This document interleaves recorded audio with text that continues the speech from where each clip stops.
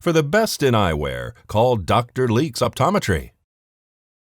Studies have shown that most of our sun exposure happens in childhood. We're outside running around playing, we're playing sports, we're outside a lot. And that's when we get a lot of our sun exposure.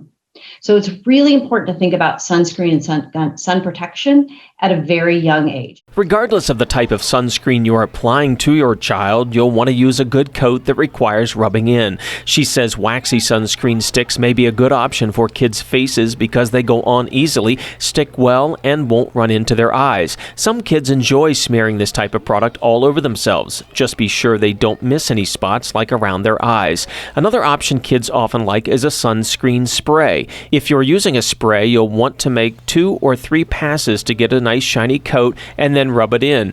Dr. Piliang says you can even let your kids take over once they're old enough. In fact, that's what she did with her own children. When they could, I would let them spray themselves while I was watching. I think it's good for them to have that control, and then they form the habit of just doing it themselves. I would have them go outside in a well-ventilated area and watch them to make sure they didn't miss any areas. If it's a battle to sunscreen your kids, sun protective clothing is another option. These items can be worn in the water, and you won't have to reapply sunscreen to areas covered by sun protective clothing.